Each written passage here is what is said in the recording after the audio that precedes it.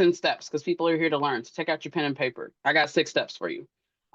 Be organized. Call time requires you to have all of the things in one place, whether that's a spreadsheet or you pay for fancy NGP van or whatever the campaign is using to be able to organize. You got to be organized, and that has to be done before you get there.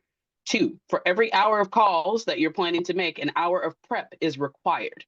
You have to be prepared. The phone number should be present. The email should be present. The bios for the person that's there. Whoever, if you're staffing, like when I staff a call time, I have to know the person. I know what Tashara needs to hear before she's ready to call someone. That's my job. My job is to know that piece. What's the information that she needs to know about this person so that she feels comfortable making this call and that it will go the way that we need it to go.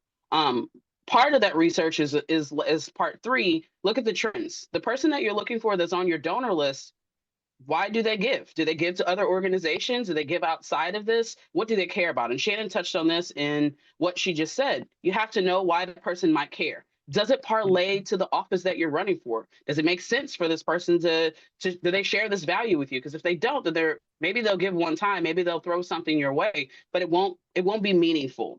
And then you have to make the hard ask, right? You have to ask for what you need. If you don't ask for what you need, you're not going to get it. You have to tell them what it's for. People don't know what money is spent on campaigns. It's kind of like a little black box. Like, what are we buying? What am I spending money on? You got to make sure that's a part of it. 5, you got to follow up and you got to make it easy for the donor to be able to get it. So either that's an ActBlue link, if you want to use that tool, or immediately mail out an envelope for someone to send a check back to the campaign. Tell them how they can get the money to you quickly. If you wait a week, if you forget about it, if it falls off, their impression is like you just didn't care, right? You didn't care to follow through. So are you going to do that when you get into this role? Especially when people are donors and have the ability to vote for you, you got to make sure that that follow through is there. And then last but not least, and everyone else has also said this, but you have to say thank you.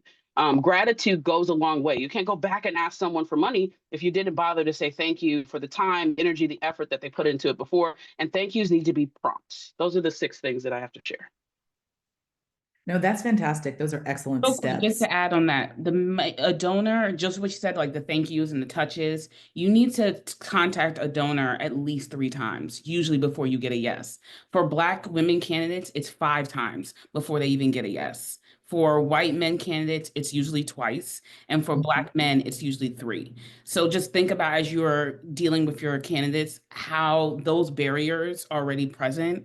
You need to be on people, touching people constantly. And the thank you does count as a touch, phone call, but always have more than one way for people to communicate and people to get to you also.